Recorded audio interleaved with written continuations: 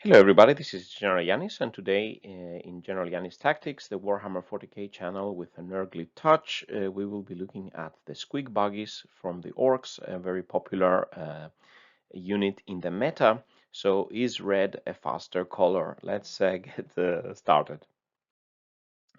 So today, the 21st of September, I'm having a 2000 points game later today with my Death Guard versus the Battle Sisters, continuing a previous game or replaying maybe a previous game that we didn't have time to finish.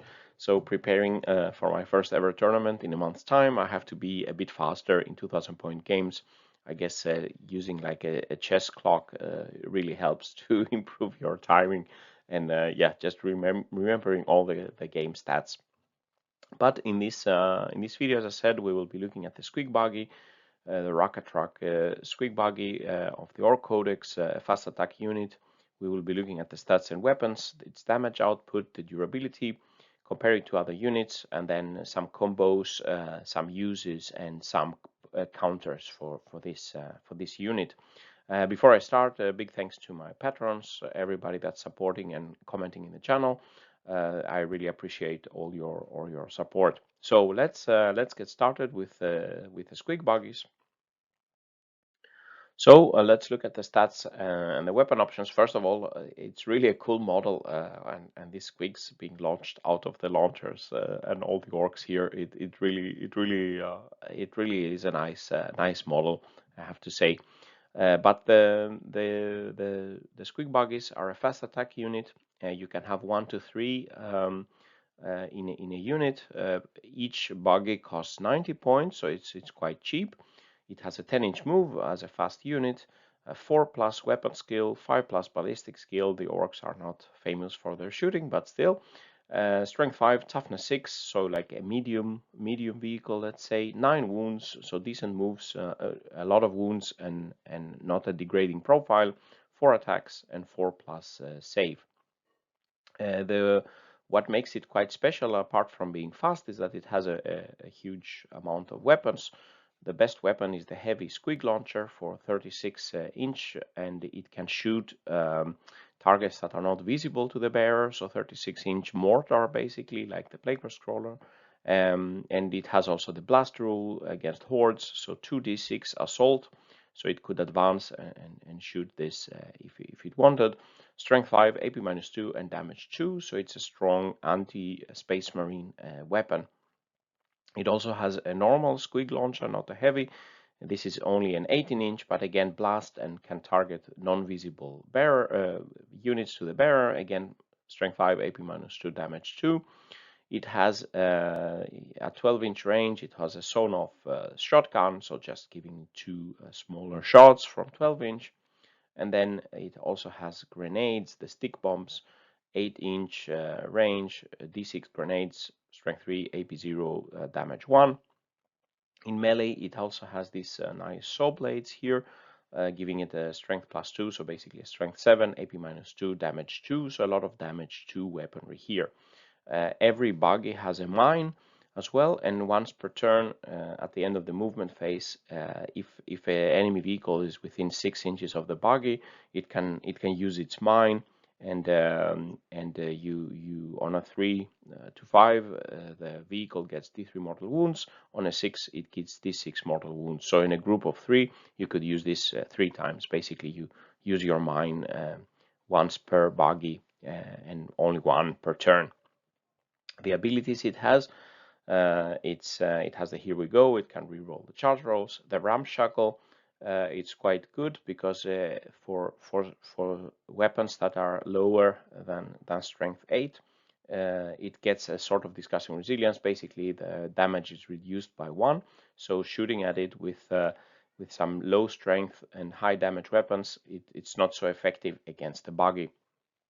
The Grot Gunner helps the heavy squig launcher, so basically it's +1 to hit. So instead of a 5+, it actually can start hitting something with a 4+ ballistic skill.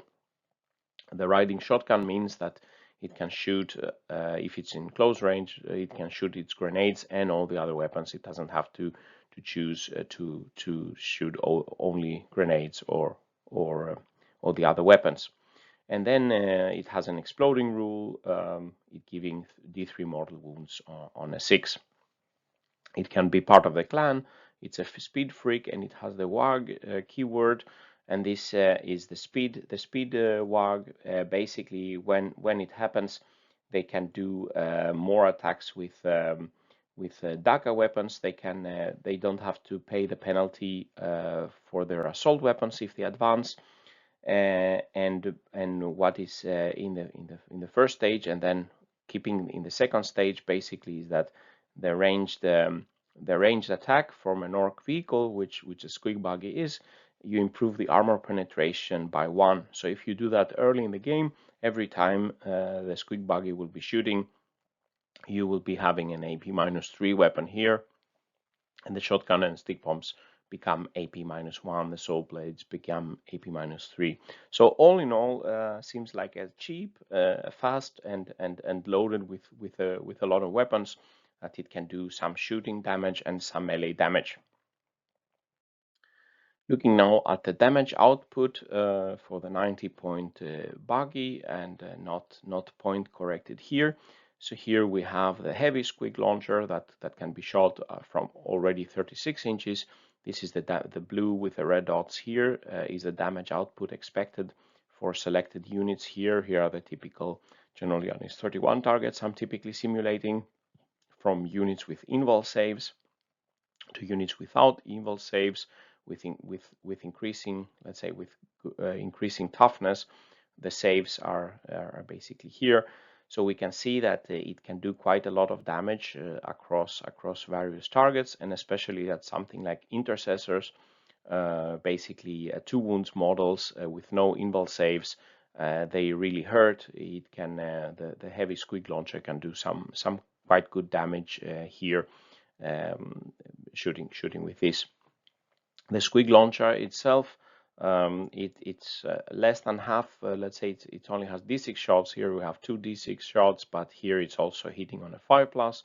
So of course the squig launcher, it's a bit lower, and then the shotgun and the stick bombs, the gray and the orange, is not so high damage. It's more like a nuisance. I think if you are coming close, you can use them, but it's basically the heavy squig launcher together with a squig launcher that does the damage here. And then in melee, it has the yellow line, the saw blades, again a damage 2 weapon, again can be quite good against Space Marines and lighter vehicles, enemy vehicles, etc. The blast of the squig launcher and the squig launchers and the stick bombs would increase the damage even further. Here I'm not accounting that there is a full squad of cultists, for example. If we look at the Death Guard, shooting with a Squigbuggy at Death Guard, because of Death Guard's disgusting resilience, the damage 2 weapons are not optimal, and we can see here that the damage output of the squig launcher is much lower, but still it could do some damage to Plague Marines, etc. But of course much more reduced than the normal targets that don't have disgusting resilience. So of course, its weaponry is heavily on damage 2 weapons, so it's a best versus 2 wound models, and it's a bit lackluster versus Death Guard, at least for all the units that have disgusting resilience. Not something like a Chaos Spawn is quite sensitive to the Squigbuggy. So this is a summary of the previous table, the damage output of the weapons. So we have here the heavy squig launcher, and the range it can be shot at, and this is the average damage it can do across the 31 GeneralJannis targets. So it will be doing, let's say, 2 wounds on average with a heavy squig launcher, 0.6 on top with a squig launcher, etc. The shotgun and the stick bombs are not super effective. Here we can see the intercessors or something similar, the 2 wound model, toughness 4 with no invul save.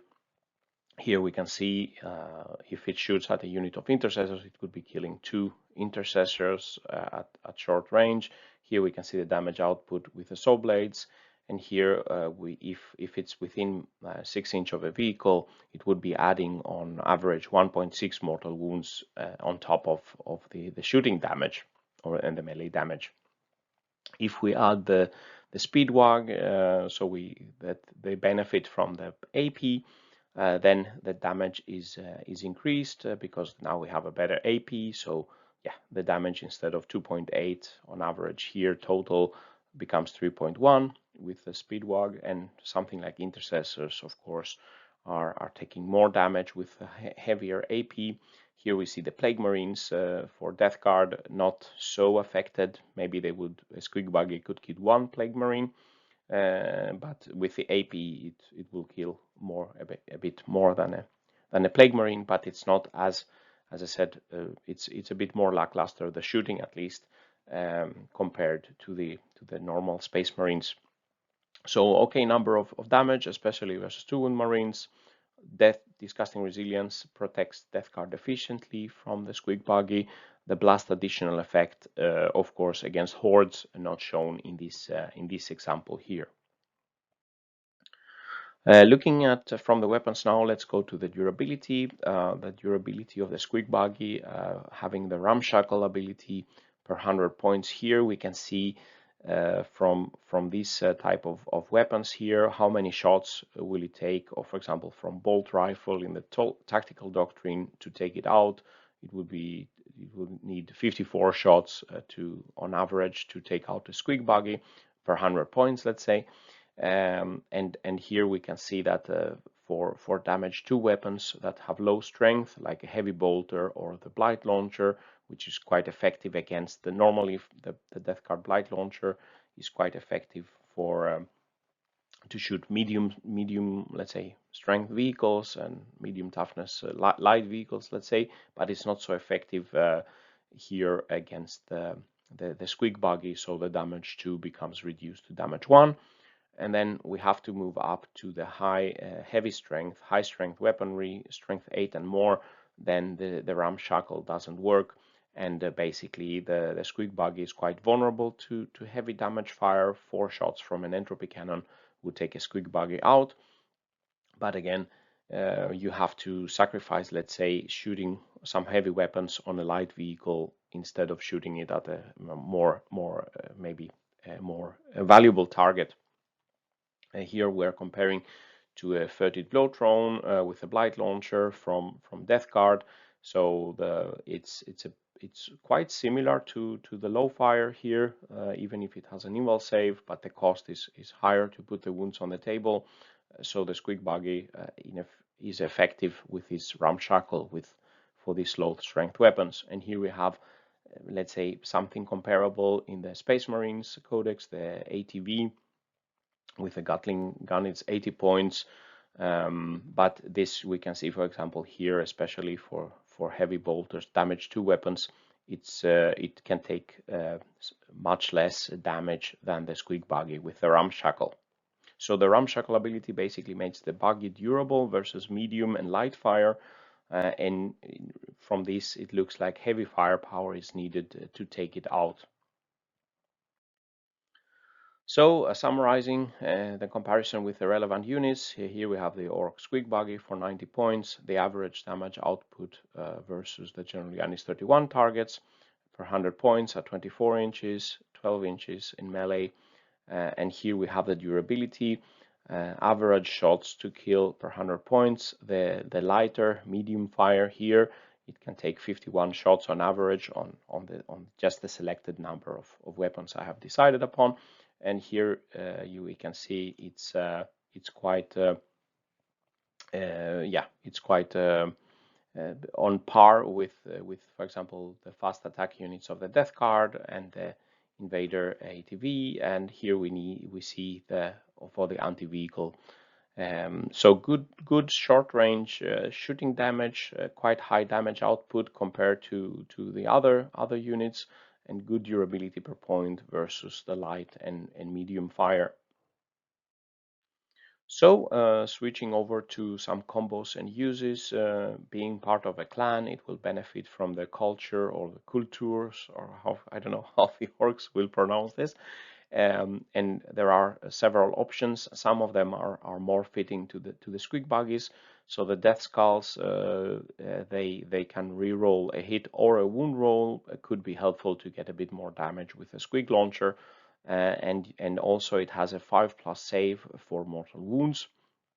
So this could be quite interesting because one of the proliferated multiple used the units currently, the Volkite with the Contemptor with Volkites is basically not so effective here. It will, as a damage 2 weapon, it's reduced to damage 1, and the mortal wounds can be saved if it's a Death Skull Squigbuggy, making it tough to take out from a Contemptor point of view.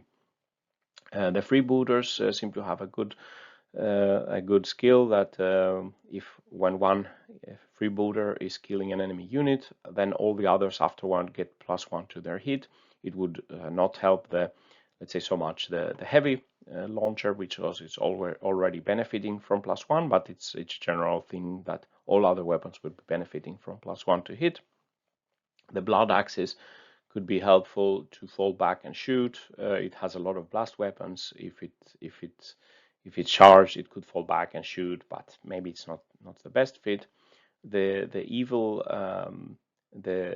evil suns is quite interesting. It would give +2 inch to the movement, so making it 12 inch, even faster unit for speed freak units. And there is a stratagem in the evil suns for 1 command point to move after shooting. So then it could move, it could harass, it's good for harassing, it could move, it could shoot, and then it could move back and hide or something like that, and take a lot of board control with his buggy. So I think the evil suns could be quite interesting with the Squigbuggies.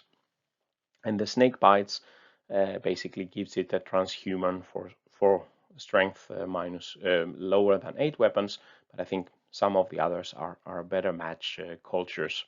So the uses, of course, for a Squigbuggy, it's very fast, so a harassing unit that has surprising amount of firepower, especially against the Marines. It's moving fast and it can shoot at hidden units at range, so it's quite free to, it's quite interesting to use it, and you can move around on the table, take board control, shoot at the other side of the table with no line of sight. It can remain hidden and shoot. So there is quite a lot of mobility in this Squigbuggy. It can also do the mortal wounds in short range versus vehicles, and it could charge, of course, being orc vehicle. It can do some damage in melee, and it can tie down high value targets. So quite interesting use. Basically, you can have a lot of them. You can flood the board. You do the WAG. You can move them even faster with evil suns. You can use the stratagems, so you can really, a lot of mobility, a lot of firepower, and you can use them to surprise and harass your enemy. The counters needed, basically, it takes quite some heavy firepower to take it out. That's for 90 points. That's quite good. Maybe some screen infantry to avoid that it targets your vehicles with mortal wounds mines. Bring them down secondary. It's quite susceptible to heavy fire, of course, but if the opponent has a lot of Squigbuggies, it could be giving you quite a lot of bring them down secondary points if you can focus some heavy fire on them. So, reaching to the summary and final thoughts, the Squigbuggies are a fast, cheap, and high damage output unit for their point cost. The no line of sight weaponry, being able to target something 36 inches away and hidden. Its high speed makes it versatile to use. For the best uses are to harass the enemy, to grab board control, and to take out infantry and especially light vehicles, adding mortal wounds with the mines. The Ramshackle ability makes it durable to all but heavy weaponry, so really helps the durability and forces the opponent probably to use some heavy weapons that they would like to use on something else probably. So all in all, in conclusion, it seems like red is indeed faster. So this concludes the video. What do you think about the Squigbuggies? As an orc player, how are you using them normally in your lists as Death Card players or other faction players? Have you faced the buggies? I haven't personally faced a Squigbuggy yet. I played some of the new orcs, the Beast Nagas, in Crusade. It's a bit different, but as Death Guard, I think Death Guard is quite well positioned against orcs, but some of the other factions I could see could be really hurting. If you like this video, please tell me in the comments, and let me know if something else I should be looking at in the Orc Codex. If you like this video, please press like and subscribe to my channel. The channel will be bringing you, my intention is to bring you high quality content and math hammering reviews. And if you want to support my efforts more, please visit my Patreon page, take part of the discussion there, get access to some more results, and get a direct line of communication with me. And with these words, General Jannis is signing out. Stay safe out there, and bye-bye.